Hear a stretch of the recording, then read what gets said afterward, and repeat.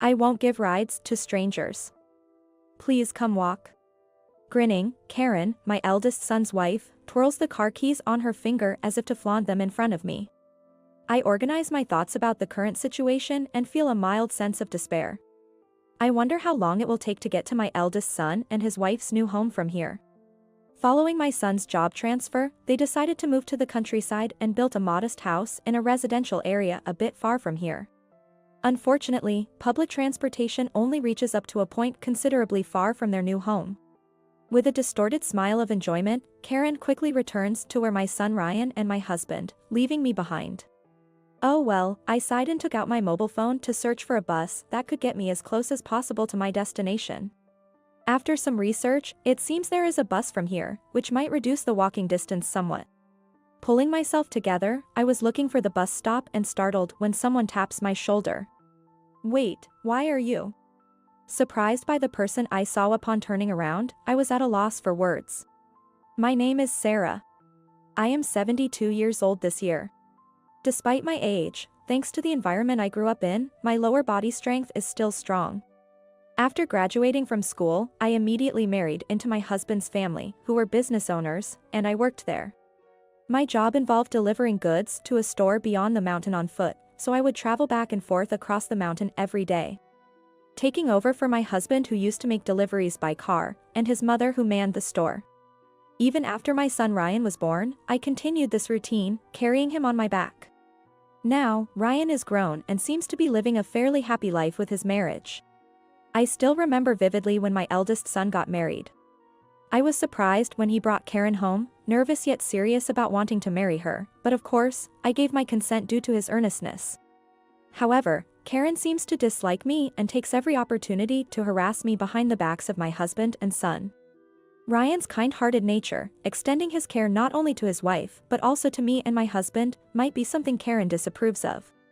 Initially, I kept silent and endured it because I respected Ryan chose her as his partner, but lately, the harassment from Karen has become particularly intense, and I've truly had enough. During one New Year's holiday, I was eagerly anticipating reuniting with them after a long time. I thought that, despite Karen's tendency to harass me, she wouldn't do anything during the New Year's visit when my husband and Ryan were around. However, as soon as Karen arrived for the visit, she said to me, "I want to express my gratitude with a home-cooked meal. So could I please use the kitchen?" I couldn't rudely refuse, so I let her have it. While waiting and occasionally checking to see what would happen next, a sudden explosion came from the kitchen. Rushing in to see what had happened, we found a disaster, a microwave in ruins and milk spilling onto the floor from a fallen carton. Additionally, in her shock, she dropped and then forcefully stepped on a ketchup bottle, causing it to splatter all over, leaving the kitchen in complete disarray. Karen, sitting amidst the chaos and crying about wanting to be helpful, was gently consoled by my husband and Ryan, who could only offer wry smiles. As Ryan was persuading Karen to go to the bathroom, she turned around and gave me a sly smile. My husband had already started cleaning up and didn't see Karen's malicious face. Despite realizing this was another of Karen's harassments, I couldn't express my anger in the situation and ended up silently cleaning up with my husband. Months later, with a job transfer impending, Ryan decided to build a house, anticipating the move. He was originally working at the New York headquarters but was assigned to a branch office, prompting the move. The branch was close to his parents' house, in other words where we lived, so we considered the possibility of living together. But Karen strongly opposed the idea, leading to the decision to construct their own residence. There was a bit of a fuss with Karen over the down payment needed for the new house. This was because Ryan had insisted they would manage the finances for their new home by themselves. While that was a generous thought, I couldn't help but wonder where Karen, a stay-at-home wife, would find the money for it, even if Ryan was working. The day after hearing this from Ryan, I received a call from Karen. She said, "Since you're so thrifty, you must have a lot of money saved up, right? Please give me the money to build our new house." When I pointed out that this was different from what I had been told, she retorted, "Well, I want to look good in front of Ryan too.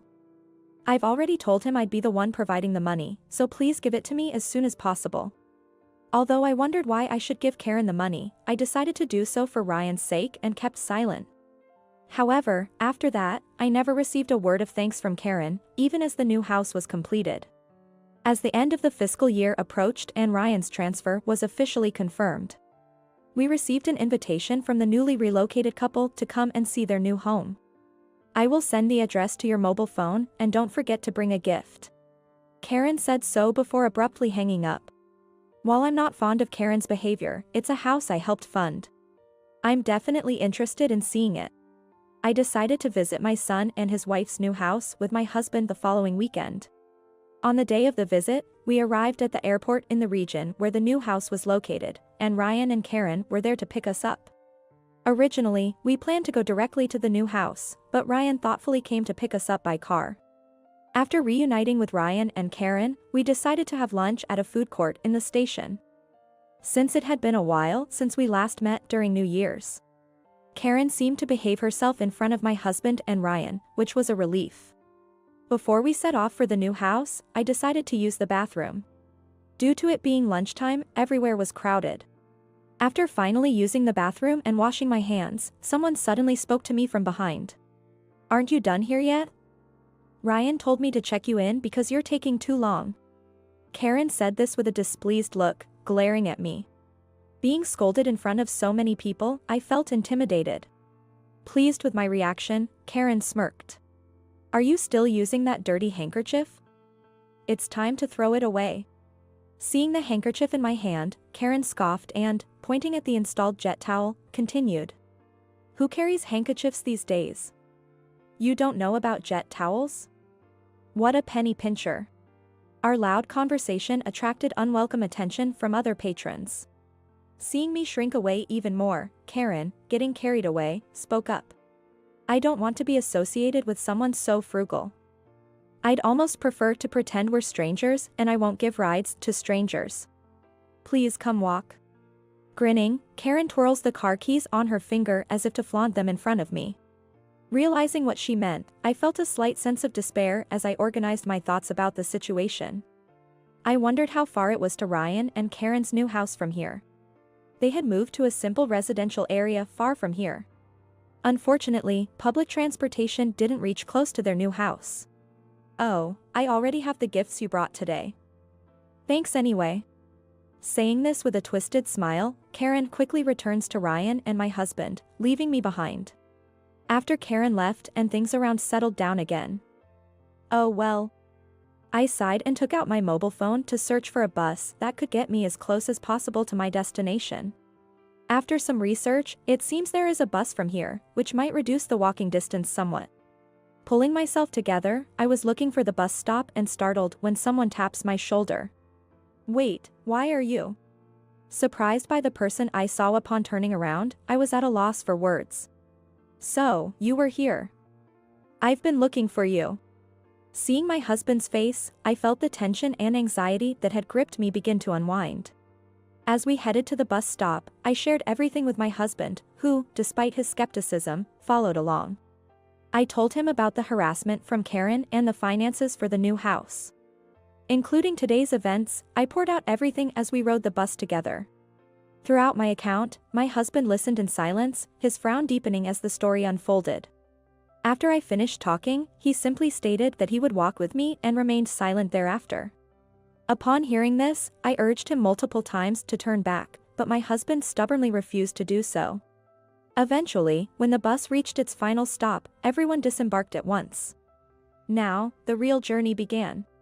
The distance to Ryan and Karen's new house was considerable, with no public transportation available. Entering the destination into my map app, I saw it would take over 3 hours to arrive. Let's go. Unsure of which direction to go, I was still staring at the map app, but my husband, after stating his intent, started walking without hesitation. I followed him, periodically checking the map app to make sure we weren't going the wrong way. However, the direction my husband started walking in was not wrong at all. After walking for a bit, my phone rang. When I checked the screen, it was a call from Karen, and while I didn't want to answer it, I looked at my husband for help. Noticing my gaze, my husband peered at my phone. With a displeased look, he took my phone and slipped it into his pocket before starting to walk ahead. Realizing I was standing there, gaping in surprise, he looked back and took my hand without a word, and we started walking again. I was surprised by the suddenness of it all and had a lot to say, but those thoughts vanished. My husband continued walking in silence, firmly holding my hand. He never hesitated. Despite several forks in the road, he chose our path without any hesitation. I followed him in silence. As we walked, I could periodically hear my phone vibrating. Eventually, annoyed by the persistence, I pulled on my husband's hand and suggested, "It must be Karen calling. Maybe you should answer it, she's being quite persistent, isn't she?" When I said that, my husband stopped and turned to face me. "Just ignore such a person. More importantly, are you tired?" His concern made me smile, and I made a fist to show my determination and said, "This is nothing compared to when I used to make deliveries. How about you? Are you tired?" "I'm fine too. I'm sorry for all the trouble I've caused you," he murmured apologetically, though it was hard to hear. Following my husband as he resumed walking, I couldn't help but laugh, momentarily forgetting our current situation. Pretending to speak to myself, I began recounting past events to my husband, who led the way. I talked about the times shortly after we were married when I helped with deliveries, the birth of our eldest son, and when he brought home Karen, announcing their marriage. My husband walked in silence but seemed to be listening. Suddenly stopping, my husband turned to face me. "If you take this wide road, it'll be a longer route, but the path is flat. If you take this narrow path, it'll be somewhat rugged, but you'll get there faster." "I'm taking the narrow path, what about you?"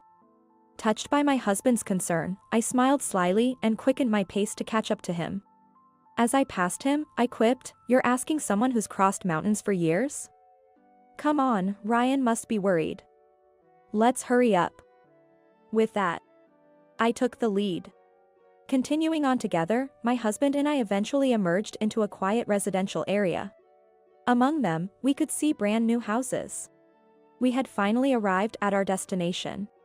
Getting my phone back from my husband, I saw numerous missed calls from Karen but ignored them to check the time. Just as my husband had said, the journey that would normally take over 3 hours was shortened. Feeling the final stretch of effort, I walked with determination until we reached Ryan and Karen's new home. Their car was parked in the garage.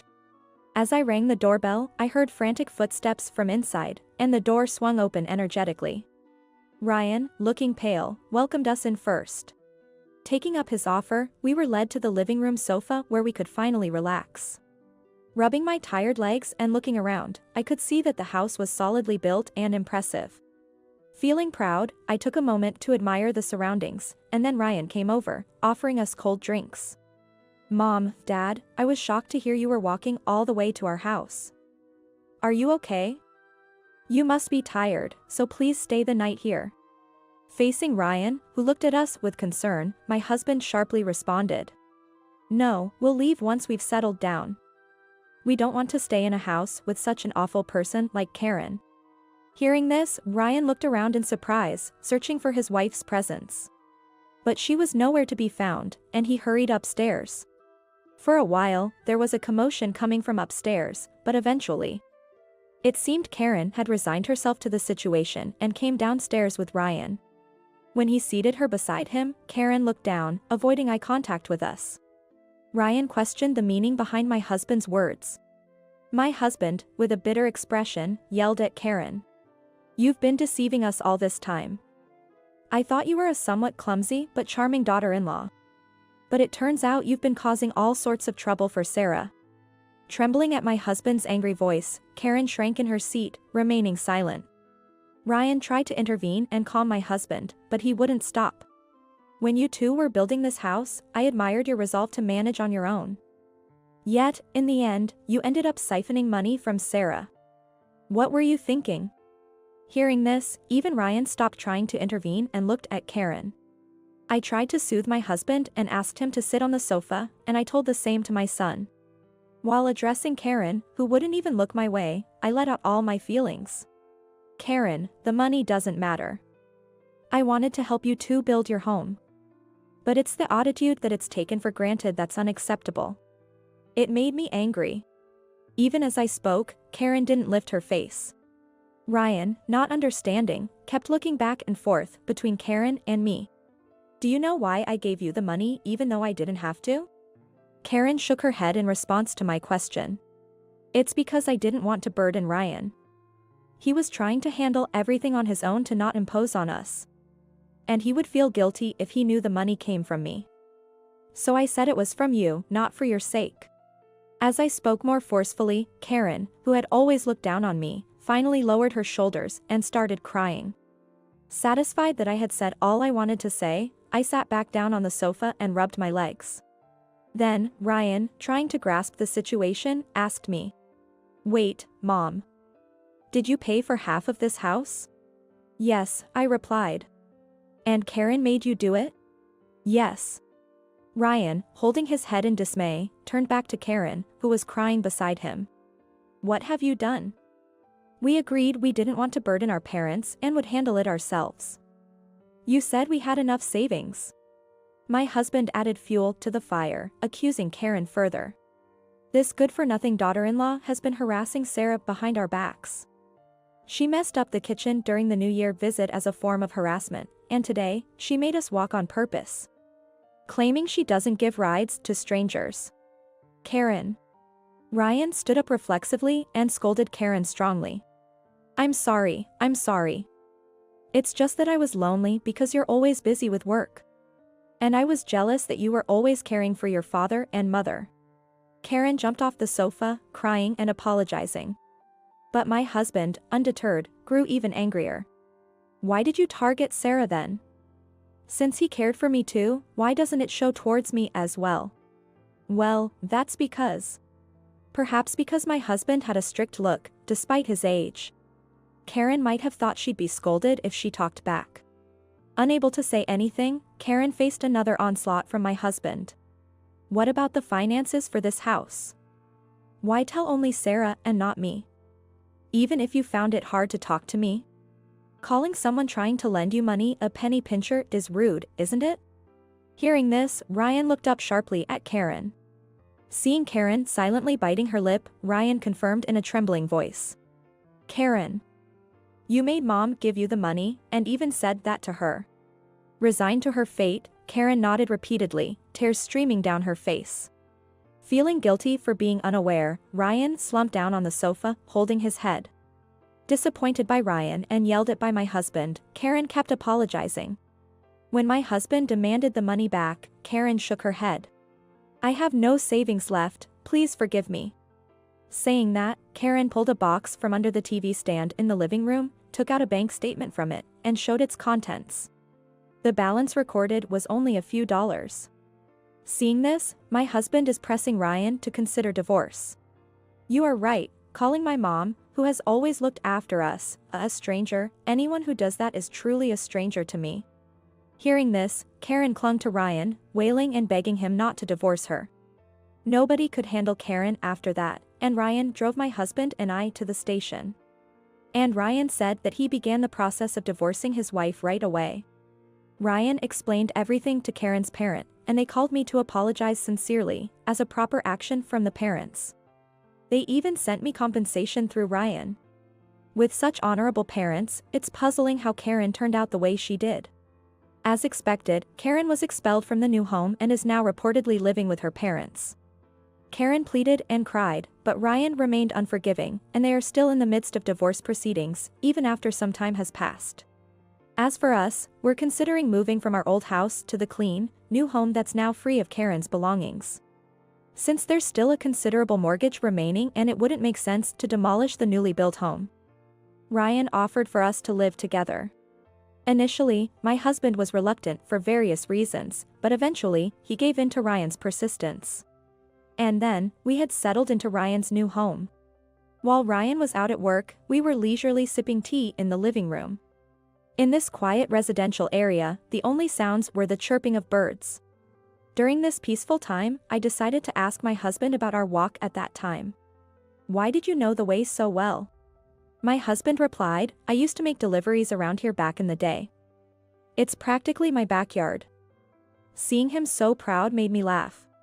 It looks like we'll be spending happy days ahead as a family of 3.